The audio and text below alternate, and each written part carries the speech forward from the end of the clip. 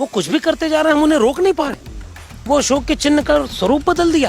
ये कोई सामान्य बात नहीं है, किसी को भी दिखाओगे समझ में आएगा। मैं फिर से सवाल कर रहा हूँ, पटेल छोटी मूर्ति हो, पटेल की बड़ी मूर्ति हो, गांधी की छोटी मूर्ति, गांधी की बड़ी मूर्ति, बाबा साहब की मूर्तियां बनी है, चलो नागपुर दिखाएं, बड़ी से बड़ी मूर्ति भी बाबा साहब की, चेहरे का भाव सौम्यता वही है।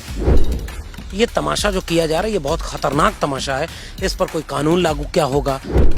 जैसे राम का गुस्सा, हनुमान का गुस्सा और ये चिघाड़ता हुआ शेर, ये कमजोर पर चढ़ेगा। मैं तो चाहता हूं कि जिस राम को गुस्सा आया एक आध बार चीन की तरफ घुमा दो उस गुस्से को। मैं तो चाहता हूं कि जिस हनुमान को गुस्सा आया है, एक बार इस देश में गरीबी है, भुखमरी है, बेकारी है, बेचारे जो गरीब लोग हैं उनको दवाई नहीं मिल रही है, हनुमान को गुस्सा आया है, मैं गरीबों की गरीबी दूर करूंगा। आज आप ताकत में हो, आज इसका हिंदूकरण करते जा रहे हो, कल को कोई और ताकत में आया, वो उसका अपने विचार के धारा में मोड़ने लगे तो राष्ट्र तो एक ऐसा खिलौना बन जाएगा जिसको जो ताकतवर था वो उससे खेलने लगा। इसलिए कानून बनाए गए। इस संसद भवन को देखने हर व्यक्ति आएगा और उसी एंगल से देखेगा जिस एंगल से तस्वीर दिखाई गई है। उसे कोई सौम्यता नजर नहीं आएगी, उसे वो दांत नजर आएंगे। कल को उस दांत से कोई प्रेरित होकर के, जैसे कहा जाता है ना कि राम से प्रेरित होकर के जय श्री राम के नाम पर लिंचिंग हुई ना, राम होते तो क्या गुजरता। समान समाज शास्त्र और मनोविज्ञान कहता है आप हिंसक उसी के ऊपर होते हैं जो या तो आपसे कमजोर है या आपके बराबर है। अमूमन आप अपने से ताकतवर के ऊपर कभी हिंसक नहीं होते, वरना पाकिस्तान के ऊपर जितना भ्रिकुटी तनी होती है वो चाइना के ऊपर भी होती है। हमें पता होता है कि किसको दुश्मन बना के पेश करना है और किसके खिलाफ कोई बात ही नहीं करनी।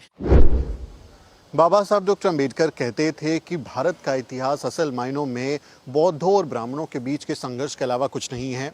ये संदेश, ये वाक्य कहता है कि किस तरह से भारत में जो बौद्ध विरासत है, मूल निवासियों की सभ्यता है, उसको किस तरह से ब्राह्मणवादी तरीके से हड़पा जाता है, उसके संघर्ष की, उसकी कहानी को बयां करने वाला वाक्य है। और ऐसा ही कुछ मौजूदा दौर में हो रहा है। देश के संसद भवन के पास हम खड़े हैं, यहाँ से कुछ कदम की दूरी पर नया संसद भवन बन रहा है, जहाँ पर हमारे राष्ट्रीय प्रतीक अशोक स्तंभ को स्थापित किया गया। जो हमारा राष्ट्रीय चिन्ह है अशोक स्तंभ, 4 शेरों की मूर्ति है, लेकिन जिस तरह से मूर्ति के साथ छेड़छाड़ हुई है, उसके सौम्य स्वरूप को आक्रामक बना दिया है। वो क्या दर्शाता है? क्या इसके पीछे बीजेपी की, नरेंद्र मोदी की, आरएसएस की साजिश है? इस सब पर हम बात करेंगे, इसके क्या मायने हैं। हमारे साथ जाने माने विचारक डॉक्टर लक्ष्मण यादव हैं। डॉक्टर साहब, बहुत स्वागत है चैनल में। बहुत शुक्रिया आपका। आपने तस्वीर देखी होंगी कि एक नया अनावरण हुआ है नए संसद भवन पर, जिसमें बहुत विशालकाय 6.5 मीटर की जो अशोक स्तंभ है उसमें मूर्तियां हैं शेर की। वो उसके बाद एक विवाद हुआ कि ये जो मूर्तियां हैं ये हिंसक प्रवृत्ति को दिखाती हैं, आक्रामक प्रवृत्ति को दिखाती हैं। आपको भी नजर आया वो कि वो वाकई ऐसा है या हमारे देखने में कोई कमी रह गई? नहीं, निश्चित रूप से ये एक फर्क जो होता है, मैं तुलना कर रहा हूँ कि सरदार पटेल तो 5.5-6 फुट के आसपास, 6 फुट भी नहीं थे, 5.5 फुट के आसपास उनकी हाइट थी, और सरदार पटेल की मूर्ति सैकड़ों फीट ऊपर बनी है, लेकिन चेहरे में तो कोई बदलाव नहीं आया। लेकिन अभी ये जो तर्क मैं सुन रहा था, जिन कलाकारों ने ये बनाया है, उन्होंने कहा कि चूंकि बहुत ऊंचा वो अशोक स्तंभ बना है तो नीचे से देखने पर आपको दांत नजर आ रहे हैं, आपको उसमें एक उग्रता नजर आ रही है, वो केवल आपके नजर का फेर है। मुझे लग रहा है कि नहीं, नजर का फेर नहीं है। जो यह सब कुछ पेश कर रहा है हमारे सामने, उसे भी अच्छे से समझ में आ रहा है कि वो क्या बदल रहा है, वो क्या संदेश देना चाहता है, और समझदार लोग भी ये बात समझ रहे हैं। अन्यथा 2 किस्म के विमर्श इस पूरी बातचीत में नहीं आते। पहला विमर्श जो मैंने कहा कि ऐसा नहीं है कि कोई छेड़खानी हुई है, वो बिल्कुल हुबहू है, आकृति बड़ी है इसलिए ऐसा हुआ है। सरकार कुछ बोलती नहीं है, सरकार बस कुछ है तो होता है ना। बीजेपी तो इस समय वहाँ खड़ी हुई है कि कोई वो कुछ भी काम कर दे रही है, फिर उसके बाद खामोश रहती है। किसान आंदोलन की तरह अगर आप बहुत ताकतवर होकर लड़ जाएं, 2 अप्रैल के भारत बंद की तरह कर लें, 5 मार्च के भारत बंद की तरह कर लें, तो चुपचाप झुक जाएगी। फिर अचानक प्रधानमंत्री आके बोलेंगे कि शायद मेरी तपस्या में कुछ कमी रह गई। बाकी बीजेपी अमूमन कोई भी चीज वो पत्थर कांकड़ तालाब में फेंक करके फिर तमाशा देखती है। अगर जनता खामोशी से सब कुछ सुन ले तो उनका काम हो गया, अगर बहुत विरोध किए तो वापस ले लेंगे। इसलिए इस मामले में देखिएगा बीजेपी बहुत वोकल होकर के नहीं बोल रही। लेकिन दूसरा जो विमर्श है, कुछ लोग हैं जो एंकर बने बैठे हैं, कुछ बुद्धिजीवी हैं, कुछ अखबार में लेख लिखने वाले लोग हैं, कुछ और लोग हैं जो सरकार के सिंपैथाइजर हैं, वो उसके पक्ष में खड़े हो गए शेर है तो दहाड़ता हुआ ही दिखेगा, शेर है तो बकरी तो दिखेगा नहीं, शेर है तो शेर में दांत भी दिखेंगे। दांत भी दिखेंगे। और आप देखें टीवी में चाहे चित्रा त्रिपाठी हो, एनडीटीवी के अखिलेश शर्मा हो, वो खुलकर लिख रहे हैं कि शेर है तो दहाड़ेगा ना भाई, तो उसमें कुछ भी गलत नहीं है, उनको कुछ गलत नजर नहीं आ रहा। इसका मतलब ये है कि या तो वो वाली बात सही है कि हमने कोई छेड़खानी नहीं की है, वो देखने का भरम है, या तो ये वाली बात सही है जो ये कह रहा है कि नहीं भाई शेर है तो शेर की तरह होगा। क्या अशोक, जिसने अशोक स्तंभ बनवाया लगभग 2000 साल से ज्यादा पहले, न तो उतनी शानदार तकनीक थी, न तो बहुत कलाकारी थी, फिर भी एक ऐसा शेर का प्रतीक है जिसे देख करके आपको डर नहीं लगता। मेरी व्याख्या केवल इतनी, हम साहित्य के विद्यार्थी हैं, हम शब्दों के पीछे अर्थ छिपे होते हैं, प्रतीकों के पीछे से कैसे भाव निकलते हैं, संवेदनाओं को कैसे अभिव्यक्त किया जाता है, हम कला साहित्य वाले लोग इसको पढ़ते और बरतते हैं। हम इसलिए हम मूर्तियों को देख करके उतनी बारीकी से भले ना बता पाए जितना एक मूर्ति कला का दक्ष व्यक्ति बता सकता है, मगर एक सामान्य भावबोध हमें भी पकड़ में आता है। 2000 साल पहले अशोक को अच्छे से पता था कि शेर हमने चुना क्यों, एक विराटता का प्रतीक, एक ताकत का प्रतीक, मगर उसके चेहरे में एक सौम्यता, ताकत का एहसास जिसको कराना है उससे किसी को डराना नहीं है। तुलसी के राम पर चित्र बने, मैं एक दूसरे एंगल में आपको ले चलता हूं। राम का चित्र पहली बार कहां बना, कब बना, अभी बहस करेंगे तो कोई आ जाएगा जय श्री राम बोल करके आपको लिंचिंग करेगा, क्योंकि उसे बहस तो नहीं करनी। राम का कौन सा रूप बना नहीं पता, मुगल काल में बना। चित्र पहली बार मुगल काल में मिलते हैं, चित्रकला का बहुत व्यवस्थित इतिहास उसके पहले है ही नहीं। नंबर एक बात, राजा रवि वर्मा का जिक्र कैसे जुड़ता है इन देवी देवताओं की मूर्तियों में, वो दूसरी बात। तीसरी बात, रामायण आया, टीवी आई तो रामायण आया तो उस समय बीजेपी नहीं थी, फिर भी धर्म का एक माहौल बनाया गया। तो छवियों का खेल कैसे होता है, मैं वहां आपको ले जा रहा हूं। छवि राम की पेश की गई, मर्यादा पुरुषोत्तम राम, क्योंकि 300 किस्म के राम हैं तो उनमें से एक राम चुने हैं, तुलसी के राम। उसके पहले बहुत सारे राम हैं जिसको उन्होंने नहीं चुना, उसमें भी उन्होंने जिस राम को चुना वो मर्यादा पुरुषोत्तम राम है। वो हाथ सौम्य करके, चेहरे में एक नम्रता विनम्रता लेकर के खड़े थे। लेकिन विश्व हिंदू परिषद ने जब अपना राम चुना तो वो उग्र राम, गुस्से में राम, उससे उन्होंने अपने लोगों को संदेश दिया कि राम गुस्से में है। और राम गुस्से में क्यों है, क्योंकि मुसलमानों ने मंदिर गिरा के मस्जिद बना दी। इतिहास में नहीं है, लेकिन विश्व हिंदू परिषद की व्याख्या में, आरएसएस की व्याख्या में है। और वहां से वो पूरा गुस्से वाला विमर्श आया, रथ यात्रा आई, दंगा हुआ, हजारों लोग मारे गए, सियासी फायदा हुआ, राम मंदिर बन गया। हनुमान जो पूरे समय जिनकी छवि एक जनमानस में बनाई गई, राम के पैर पे बैठ करके बेहद सौम्यता से बैठे हुए हैं। कहीं पूरे भारत में हनुमान की वो मूर्ति नहीं बनी है जिसमें हनुमान गुस्से में हो। राम की पूरे भारत में आज भी कोई ऐसी मूर्ति नहीं है जिसमें राम गुस्से में हो, लेकिन हनुमान गुस्से में अचानक आए। और ये वही दौर है जब राम गुस्से में आ रहे हैं, जब हनुमान गुस्से में आ रहे हैं, मुसलमानों की लिंचिंग बढ़ जाती है, दलितों के ऊपर अत्याचार बढ़ जाता है, कमजोर वंचित शोषित के खिलाफ नीतियां पास होने लगती हैं। सड़क पर हम तलवार और त्रिशूल लेकर लोगों को भेजना, उनके पक्ष में टीवी डिबेट करना और पूरे विमर्श को बदल देना अपनी आंखों से देख रहे हैं। मैं इस पूरे तारतम्य में अशोक के स्तंभ को देख रहा हूं कि इसके पीछे गहरे निहितार्थ हैं जो इस देश में जिन्हें डराया जा रहा है उन तक अपना संदेश भी पहुंचा दो। तो ये दिखाना, आदमखोर शेर को दिखाना, ये डराने की कोशिश है कि ऐसा आपके साथ हो जाएगा, हिंसक माहौल बनाने की कोशिश है, ये लग रहा है आपको? मैं तो यही पूछ रहा हूं, मैं साहित्य का विद्यार्थी हूं, मेरे सिलेबस में लगाया है राम काव्य कृष्ण काव्य धारा। संत काव्य कम पढ़ाया जाता है, राम काव्य कृष्ण काव्य ज्यादा पढ़ाया जाता है। अभी ये सब यहाँ बोल रहा हूँ, पता नहीं इसका भी क्या असर होगा। कबीर के वो दोहे पढ़ाए जाएंगे जिनसे आपको कबीर को विरक्ति हो, रैदास के दोहे नहीं पढ़ाए जाएंगे, कृष्ण के रसखान नहीं पढ़ाए जाएंगे। हाँ ठीक है, चलिए इस बात पर आते हैं कि राम के चित्रण और हनुमान के चित्रण में कहीं वो गुस्सा क्यों नहीं नजर आया। तुलसी ने जो रामचरितमानस लिखा उसमें राम एक ही 2 बार गुस्सा करते हैं, बिना न मानत जड़ जड़ गए 3 दिन बीत बोले राम सकोप तब भय बिन होय पीड़ित, फिर उसका निम्र हो जाते हैं। ये विश्व हिंदू परिषद के राम हमेशा गुस्से में है। ये जो अंतर आया है, इस अंतर के पीछे एक राजनीति, मैं उस राजनीति पर संकेत कर रहा हूँ। ये राम गुस्से में होना, हनुमान का गुस्से में होना, ये तुलसी के यहाँ नहीं। निराला ने एक राम की शक्ति पूजा लिखी है, कविता, लंबी कविता है, उस कविता में भी राम रोते हैं। राम के मुंह से एक आंसू गिर रहा है, क्योंकि वो राम जान रहे हैं कि ये तो शक्ति जो थी वो तो रावण के पक्ष में। ये राम के नाम पर सियासत करने वाले लोग दरअसल इस देश के कमजोर, वंचित, शोषित लोगों के खिलाफ जो नफरत पैदा की जा रही है उसको लेजिटिमेसी दे रहे हैं। उग्रता, हिंसा, नफरत, दमन जिस निर्ममता से आदिवासियों के साथ हो रहा है, बस्तर बकसवा के जंगल में गोली मार दो। कांग्रेस बीजेपी अलग क्या है, लेकिन दोनों ने गोली मार दी। सोनी सूरी का क्या हुआ, आदिवासी आज भी लड़ रहे हैं और कहा गया मिस्टेक आइडेंटिटी है, गलती हो गई, सॉरी भी नहीं बोला, गलती हो गई बस। दलित मारा जा रहा है, पिछड़ों का हक छीना जा रहा है, मुसलमानों की लिंचिंग हो रही है। ये सब कुछ जिस हिंसा के माहौल में हो रहा है, वहां इस चीज को बाकायदे इस तरह से पेश किया जाएगा कि हम और आप विमर्श करें कि भाई ये तुमने क्यों कर दिया। इस विमर्श में भी उनका फायदा हो रहा है, लेकिन अगर हम ये विमर्श नहीं करेंगे तो वो हिंसा स्थापित होती जाएगी। आप अगर हिंसा का विरोध नहीं करेंगे, वो जो शेर के दांत दिख रहे हैं, मैं फिर से कह रहा हूँ, अशोक क्या पहचानने में कमजोर था। अशोक के मूर्तिकार लोग जो उस जमाने के स्तंभ ऐसा बनाए हैं, आज तक टिके हैं। इनके पुल, इनकी सड़कें 4 दिन में बह जा रही हैं, गिर जा रहे हैं। उस अशोक के पास कोई सेंस नहीं था। इसलिए मैं फिर से कह रहा हूँ, भारतीयता का जो आत्म है और भारत की राष्ट्रीयता का जो मूल है, जो उत्स है, ये छेड़खानी उससे है।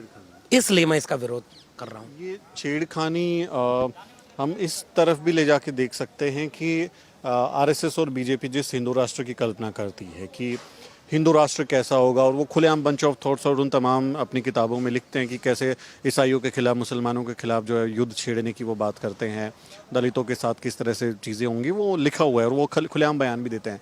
तो क्या ये उस तरफ बढ़ रहे हैं कि अब हम आपको हिंदू राष्ट्र की तरफ ले जा रहे हैं, उसमें इसी तरह के हिंसक, आक्रामक, आदमखोर प्रतीकों की ज़रूरत है, शांत, सौम्य, समता, न्याय वाली चीज़ों की ज़रूरत नहीं है? मैं फिर से कह रहा हूँ, मैं साहित्य का विद्यार्थी हूँ, मैं सांस्कृतिक पक्षों की व्याख्या करना चाह रहा हूँ। धर्म एक विषय है, हम धर्म पर बहस अभी नहीं कर रहे, लेकिन धर्म में जिन प्रतीकों की ये पूजा करते हैं उनके हाथों में अस्त्र शस्त्र हैं। हर जगह हिंसा को सेलिब्रेट करने का एक कल्चर है।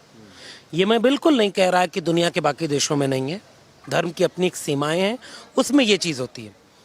वो जो अस्त्र शस्त्र की पूजा करना, वहां से लेकर विजयदशमी तक आज भी कौन पूजा करता है हथियारों की?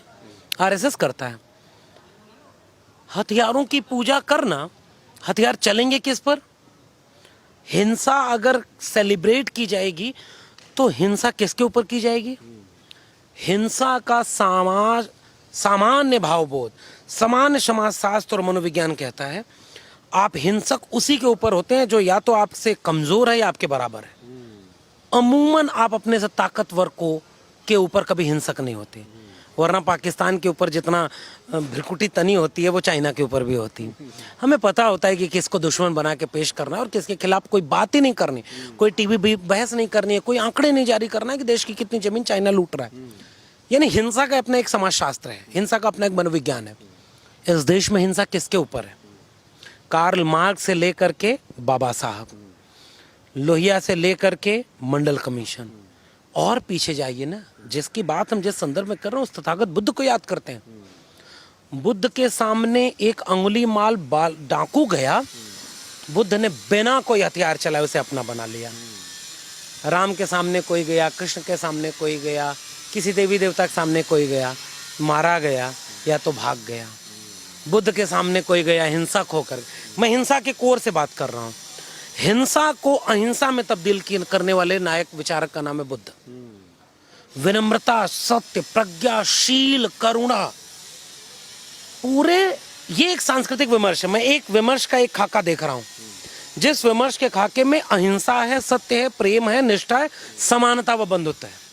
दूसरी तरफ एक ऐसी विचारधारा है जिसके केंद्र में ही हिंसा है, जिसके केंद्र में ही विषमता है, जिसके केंद्र में ही विभाजन है, जिसके केंद्र में ही वह आइडेंटिटी पॉलिटिक्स है जो आपको एक जगह पर एकजुट करती है ताकि अपने भीतर के शोषण को वो छिपा ले, और जिसको वो अदर करती है, अदराइजेशन की पॉलिसी में मुसलमान, उसके खिलाफ दुश्मन बनाएगी और हिंसा दलित पिछड़े आदिवासियों पर ही होगी। इसलिए मैं ओवरऑल हिंसा के पूरे प्रतीक की मजम्मत करते हुए, मैं लिटरेचर का व्यक्ति हूँ, हमारे पूरे लिटरेचर में कहीं भी हिंसा के लिए किसी को उकसाया नहीं जाता।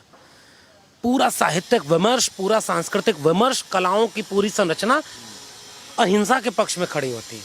हमारे यहाँ अंधा युग लिखा गया कि सत्य को दोनों पक्षों ने कुचला, पांडवों ने थोड़ा कम, कौरवों ने थोड़ा ज्यादा।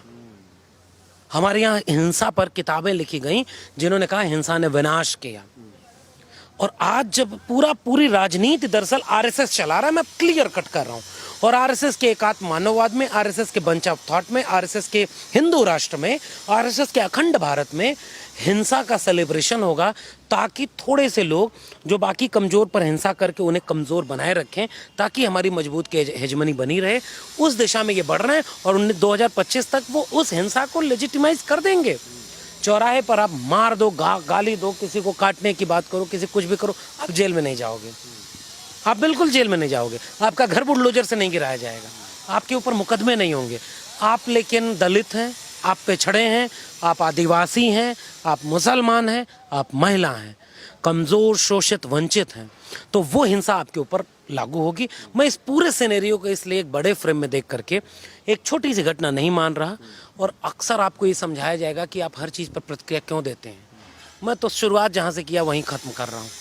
वो लोग पत्थर फेंक रहे हैं कि तरंग कितने उठी।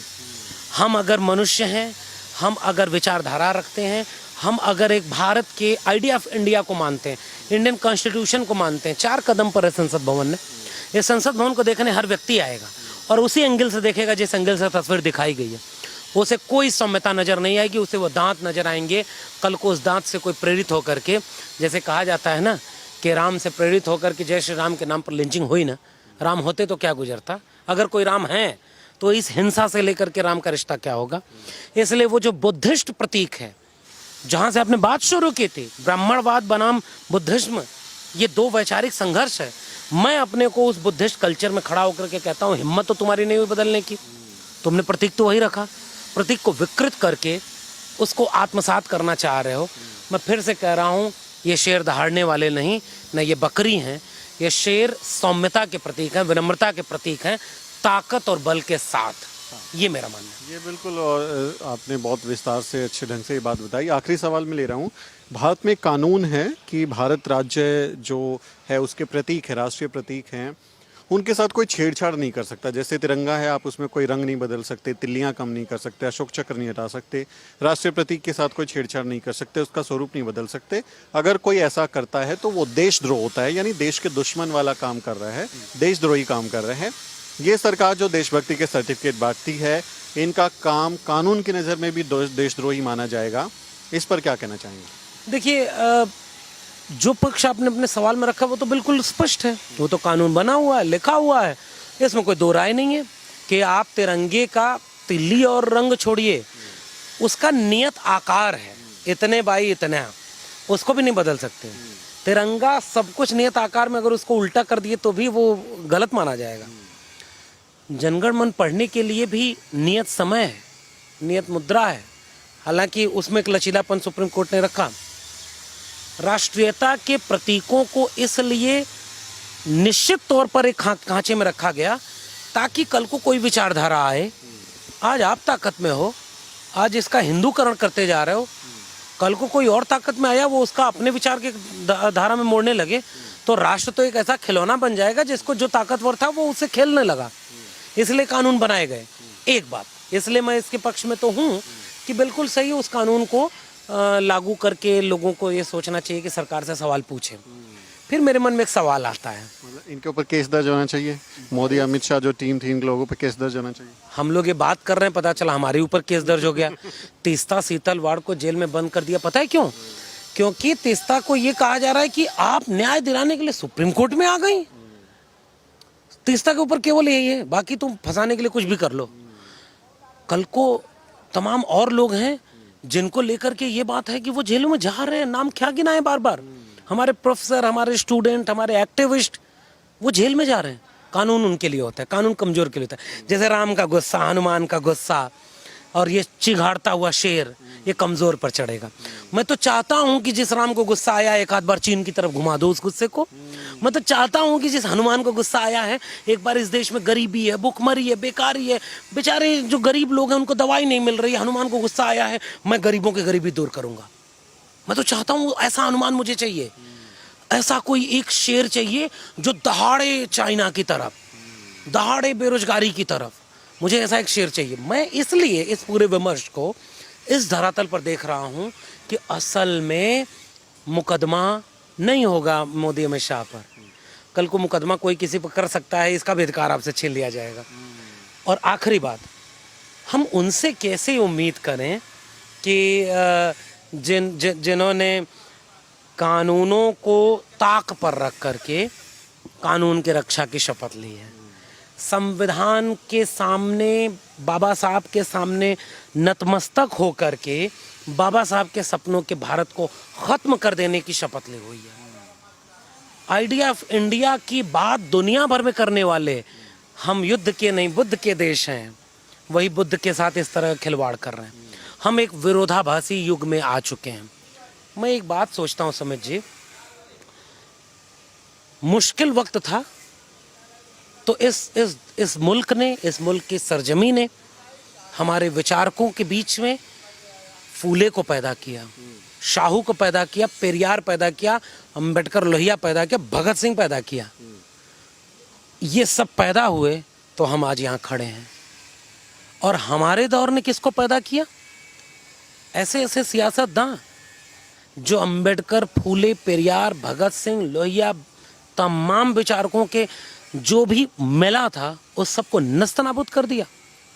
तो अगर हम इस सब के खिलाफ नहीं लड़ पाए तो जो उन्होंने दिया था उसके बाद तो केवल ऐसा लगेगा कि हम वो बच्चे हो गए जैसे मतलब एक ऐसा गांव का व्यक्ति जिसके पास कोई ज़मीन नहीं थी, उसके पिता ने संघर्ष किया, सब कुछ किया, उसने ज़मीनें खरीदी अपनी पूंजी से, और उस ज़मीन पर जो उसकी अगली पीढ़ी आई वो नालायक निकल गई क्योंकि उसको मेहनत नहीं करनी पड़ी, उसको वो विरोध का स्वर नहीं झेलना पड़ा, मेहनत नहीं करनी पड़ी।